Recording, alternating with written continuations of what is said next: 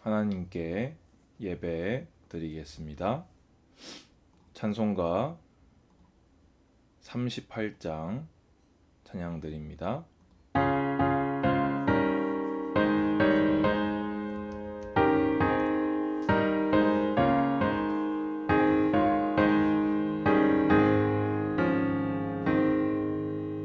예수 우리 왕이여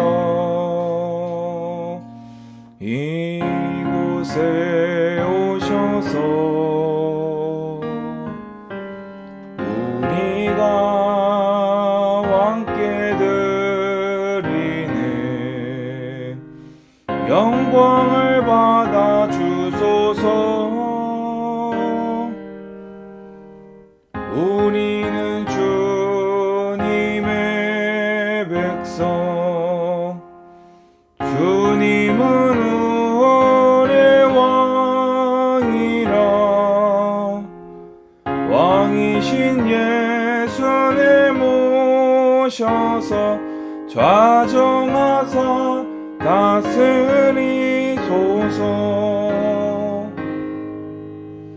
예수 우리 주시여 이곳에 오셔서 우리가 주께 드리네 찬양을 받아 주소서. 우리는 주님의 종들 주님은 우리 주시라 주 대신 예수님 오셔서 이 찬양을 받아 주소서.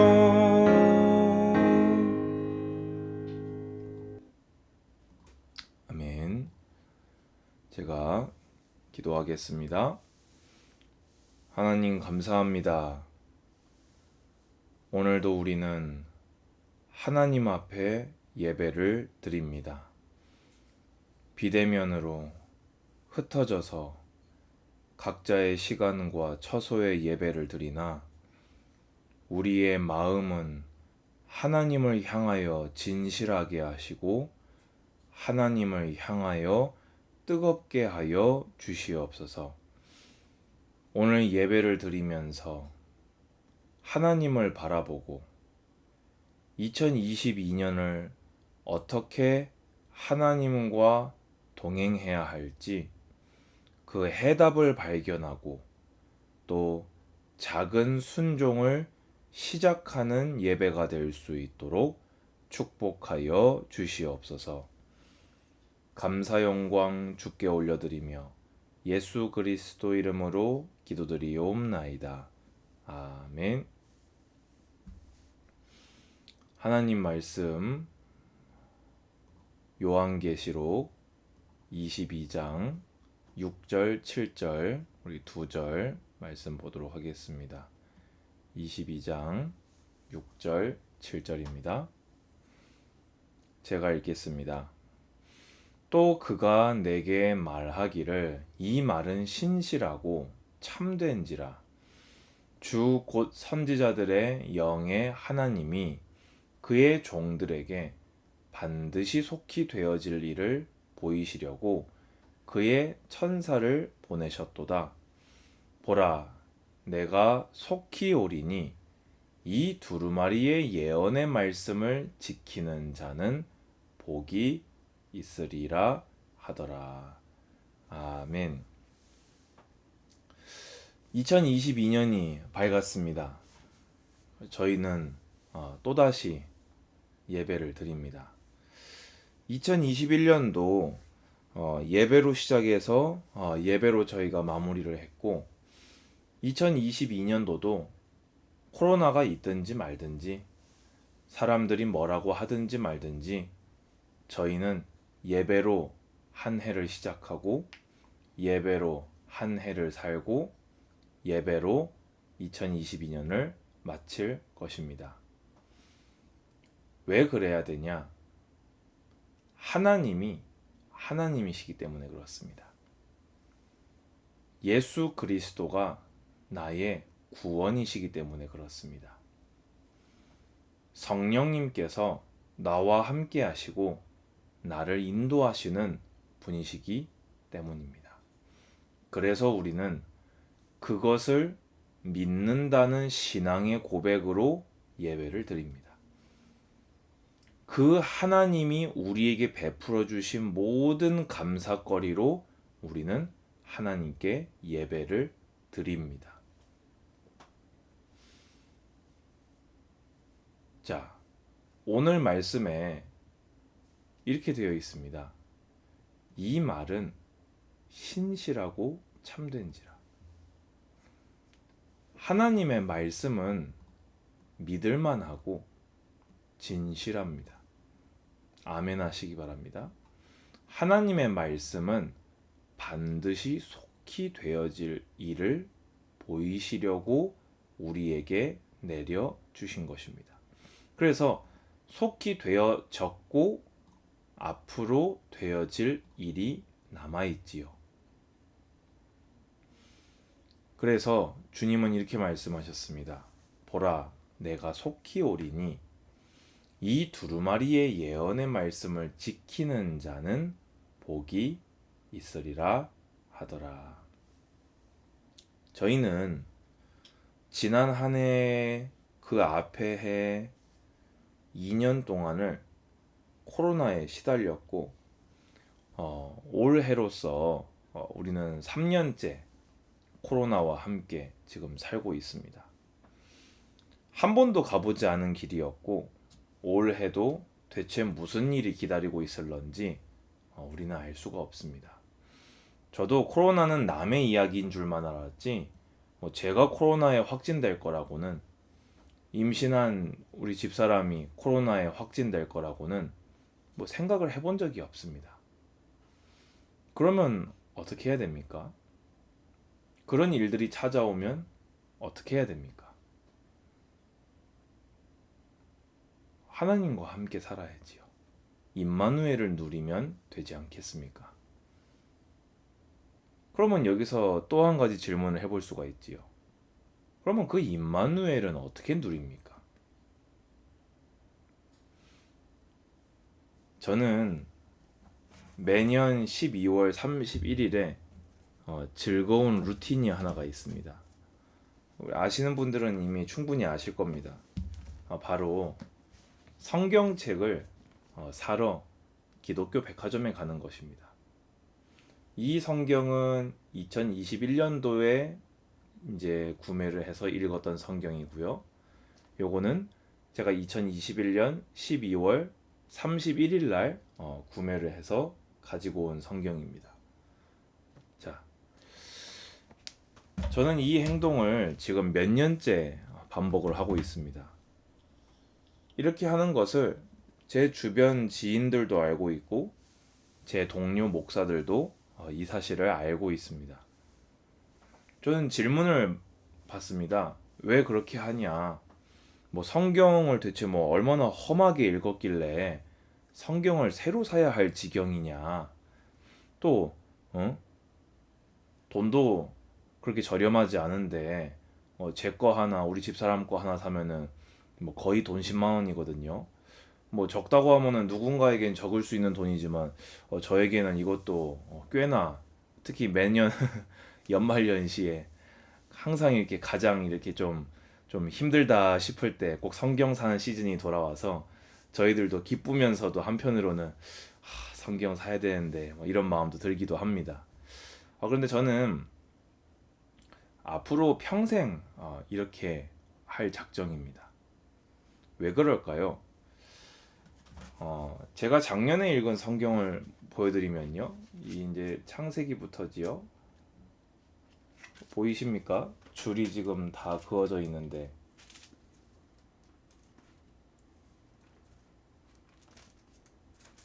줄이 보이시지요?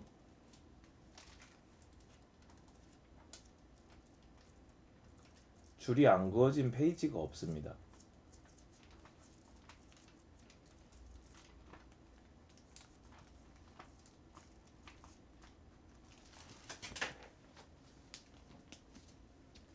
작년에 하루도 빼놓지 않고 매일 성경을 읽으면서 하나님이 저에게 은혜를 주시는, 또 저에게 믿음 주시는, 또 깨닫게 된, 저의 양심을 찌르고 교훈과 책망을 주었던 모든 말씀에는 다 줄이 그어져 있습니다. 올해에는 작년과 다르게 새 은혜를 주셔서 새로운 시간표에 새로운 해답과 축복과 하나님의 계획을 알리실 터인데, 작년에 줄을 다 그어놔 버려서 올해 응답과 작년의 응답을 구분할 수가 없는 거죠. 그래서 이 성경책은 사실 뭐 누군가한테 뭐 드려도 됩니다. 뭐 찢어지거나 어디 이렇게 흠 있는 곳도 없고요. 멀쩡한 성경입니다. 그래서 우리 집에는 이런 성경이 이제 점점 쌓여가면서 지금 짐이 되어가고 있습니다.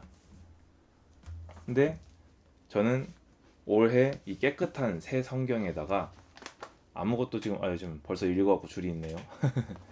네, 아무것도 없는 이 성경을 또 가득 채울 것이고, 내년에 또 이렇게 올해 12월 31일에 성경을 사러 기독교 백화점에 갈 것입니다. 저는 아무 변화가 없는 일반적인 일상이 쭉 반복될 때 이렇게 살려고 합니다.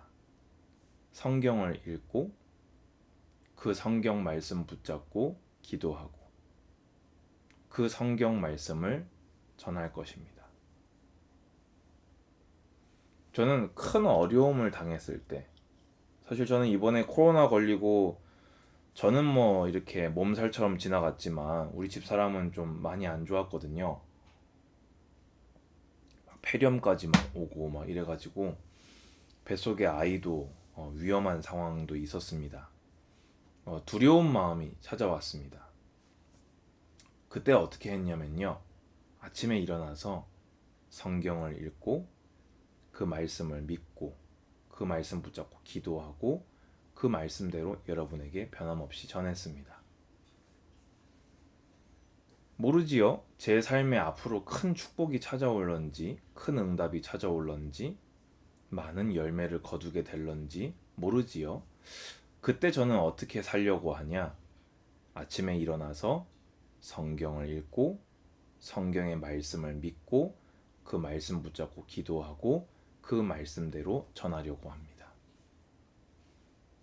저는 이것을 임마누엘이라고 봅니다. 한 번도 가본 적이 없는 2022년, 하나님이 함께 하셔야겠지요. 하나님은 여러분과 함께 하시는데 여러분이 다른 데 가 있으면 안 되겠지요.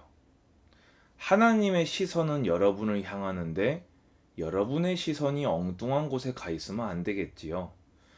여러분과 함께 해주시려는 하나님과 여러분도 함께 하셔야겠지요. 그러면 하나님은 당연히 여러분과 함께 하실 거니까 여러분은 어떻게 하나님과 함께 사시렵니까? 주 1회 예배드림으로 하나님과 함께 하시렵니까? 목사도 그게 안 됩니다. 주 2회 예배드려서 임마누엘을 누리려 하십니까? 목사도 그게 안 됩니다. 만약에 여러분들이 저한테 목사님은 왜 그렇게까지 성경을 매일매일 읽으세요? 설교 준비를 매일 하는 것도 아니고, 설교 준비 매일 하긴 합니다. 근데 저는 설교 준비를 하려고 성경을 읽지 않습니다. 제가 하나님의 자녀로 살고 싶어서 성경을 읽습니다. 성경을 읽지 않은 날, 하나님의 말씀이 제 마음에 간직되고 기억되고 그것을 따라 기도하지 않는 날은 창세기 3장에 죄악에 물든 이 규광에 훨씬 더 가깝지, 예수 그리스도를 믿어 구원받은 이규광과는 거리가 많이 멉니다. 저는 이런데 여러분은 어떠신지 모르겠습니다. 제가 유별나게 믿음이 연약한 걸까요? 성경은 우리 모든 인간이 연약하다고 얘기합니다. 잊으시면 안 됩니다. 여러분을 구원하신 하나님이 완벽하시지, 여러분을 구원하신 예수 그리스도의 복음이 온전한 것이지, 우리는 여전히 죄에 물든 연약한 인생이라는 겁니다. 그런 우리를 위해 1차적으로 성령을 주셨고요. 교회를 주셨고요. 그리고 성경을 주셨습니다.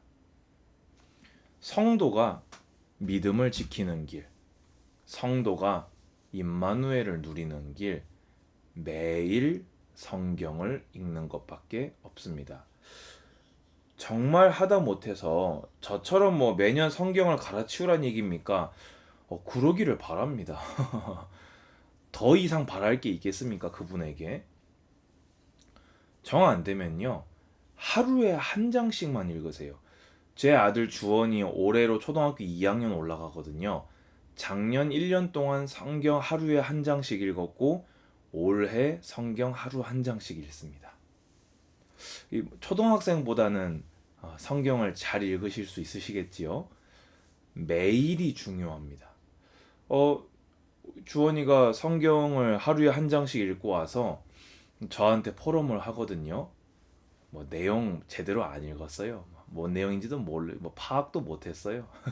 그냥 지 나름대로 그냥 하나 눈에 들어온 거 막 와가지고 막 얘기해줘요. 어떤 날은 막 사탄이 역사한 부분 읽고 와가지고 오늘 이런 거 읽었어요 하면서 히히거리면서 얘기하는데, 그래 잘했다 하고 넘어갑니다. 왜냐?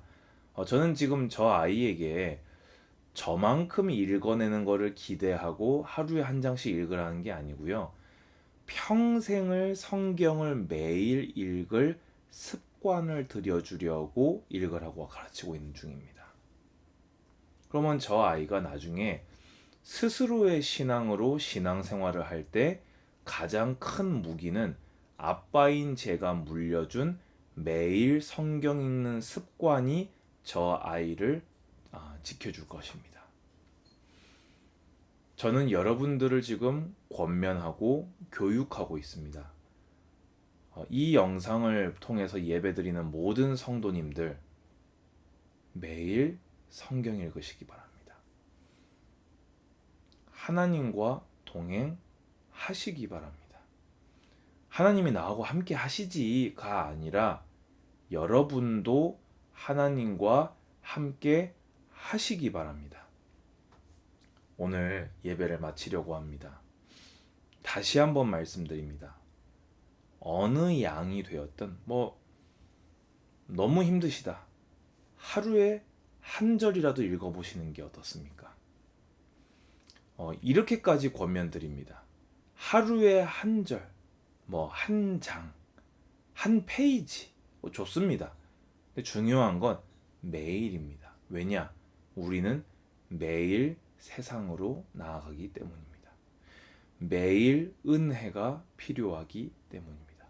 하나님은 매일 나와 함께 하시기 때문입니다. 이 축복 놓치지 마시고 꼭 응답 받으시기를, 아니 여러분들이 순종하시기 바랍니다. 주 예수 그리스도의 은혜와 하나님의 사랑과 성령의 교통하심이 예배하는 모든 하나님의 백성들 머리 위에 이제로부터 영원까지 항상 함께 있을지어다. 아멘. 감사합니다.